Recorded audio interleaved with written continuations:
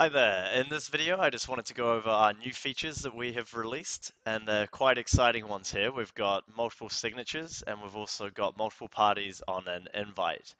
Now, to release these features, there have been a few changes in app, so I wanted to quickly run through and just show you guys what has changed. Mainly, this is when creating an invite, reviewing an invite, when creating a template, and then when creating your signatures. So first of all, we'll just go over creating the invite.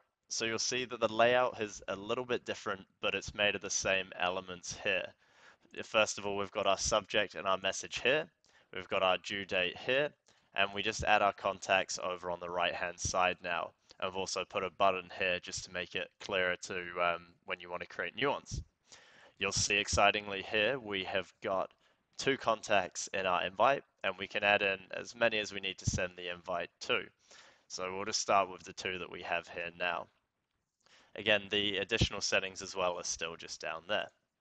So when I come through and I've added multiple contacts in, one important thing is that for the requests to display, you'll just need to have a contact selected. So you'll see if I remove two of my contacts, then what's going to happen is the requests are going to disappear. So just make sure if you can't add your requests in, that you've got at least one contact on the invite, and then it will appear. Now, when I'm down here, I can actually go through each and every request, either on an overview of everyone, or I can go to each person and decide which requests are relevant for that person. Now, the easiest way to run through would just be to start on this all requests area. And if you want to change who has access to a request, you can just hit the button here, and it'll give you some options of either letting everyone receive a request, selecting specific contacts. So for example, only Bob will get that request. And then you can also specify whether only one person needs to submit information for the request, and whether everybody assigned to the request can see the information submitted. So that means that on the client portal, any files uploaded will be showed what's been uploaded and who uploaded it. But again, the files won't be downloadable as they always are. So we'll just start here and go this way and click update. And that's going to mean that we're only sending to Bob for our driver's license request. And if we go into Bob's side of things, we'll see the request there. But if we go into Matt's side of things, we won't see the request as accessible. Now, we've also got a quick edit for adding in requests, and this is the same when doing the templates. So you can just start off writing the title. So we might decide that we need to get last 30 days of payslips. And we can quickly go in and edit the description. Just put in what we need. Please upload payslips, and of course be in a bit more detail than that. And then we can quickly add in a file here on the right as well. Now what I'm going to do is I'm going to click create request, and once I've created the request, I can go in and edit it, and that's where I can go into a bit more detail on the request. So you'll see here there's a drop down where I can choose what type of request it is. So that replaces the checkboxes that we used to have. So instead of selecting bank statements or a read-only request from the bottom here, you'll now go to this drop down and choose what type of request it is, and when the integrations are in, they'll be listed. Now down here as well, you'll see these are just those contact assignment options that I showed you before about who can see what. What I'm going to do is I'm going to add a file, and that way I can also show you guys the multiple signature feature that we've put in and the improvements that we have made to our signature platform, as it's going to make life a whole lot easier. So if I click this button here, that's my ask for a digital signature button. And we'll see when this window opens up, I can choose to either have a single signing, so each person will sign, and when they do, they'll get their own copy of the document. Otherwise, I can have multiple people signing the same document, so all their signatures will just get placed appropriately. So if I go multiple now and click that, the form is going to load, and I can choose which contact I want to place the fields for, and then I can simply click on them and add them in. So I'll just quickly put Bob's date there, his signature down there, and his name there. And one thing that's going to be really handy is that you're able to just go and drag to resize these as well, as we know that not all forms are the same size, and it can be a bit difficult there with the previous fields, so they'll go in there nicely. And of course, if we want to go ahead and actually preview, I'll chuck in, we'll just put Matt's name in there for now. We'll be able to go preview and see them actually placed on there so we can get an idea of how it's going to look. And if we hit turn off, we're able to edit them again. Now, the other thing you can do is you're able to add as many fields as you need. So if you do need your contacts to sign in multiple places, you can put those signatures wherever you need them to be. Cool, so we'll hit save and we'll see that that'll get locked in and we'll have a signature required there. Now, even though this is looking quite different, everything else is very much the same. We've been able to reorganize and reorder the requests, being able to edit, duplicate, and delete them from the buttons on the right. You'll see that these little icons here just let you know how many attachments there are and the signatures. Cool. So once we review and we send the invite off, we'll quickly jump into one that I've made before, and we'll start at the invite screen.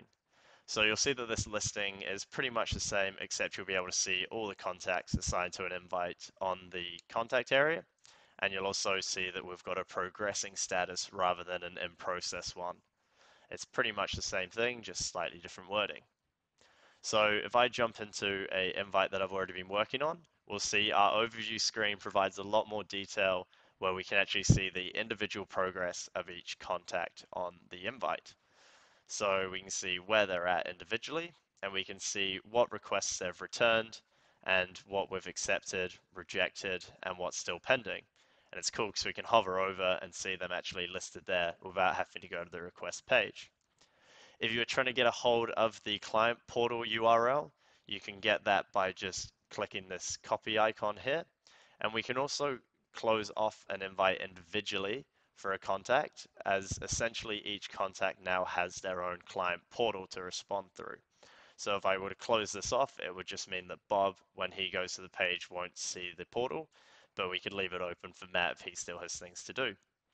Of course, you can close and resend the invite at the higher level here, and this will close the entire invite or resend the entire invite rather than just the contacts individually. You'll also see a recent history area here on the left. Now, on the request side of things, it's very similar again. It's just laid out per contact or at a high level overview. So we'll see I can go into the all requests area and I can go into the drop down and see what has been returned and who's returned it. And if I want to, I can also go in individually and see it person by person. Now, if I do want to approve or reject, I do need to go into the person specifically. So we'll see when I go into Bob's, I can either approve the request or I can reject it from the right here. So yeah, we can just go and tick that as good. And clicking on the row, just like before, will bring up all the information. We can see most of the time we'll be looking at this returned information box where we can see all the files that have come in. We can download or delete any of them. Where this is a form, we've just got the download option there. Cool. Now you'll also see that you've got a collate Bob's files button or download Bob's files button. If we want to download individually, we can go to each person and use those buttons to download just their files. But if we want to download everybody's at the same time, then we can also collate everybody's files or download everybody's files at the same time as well. Cool. So yeah, have a play around, and yeah, most of it's all the same there as well. Once you get stuck into it all, you'll see the messages has had a little bit of a facelift, but again, it's just the ability to type a message and choose who to send it to. We might only want to send to a particular person. We don't want to send to everybody all the time. One thing as well for anybody who's using Grammarly, you should find that the Grammarly plugin is a lot more responsive when editing requests.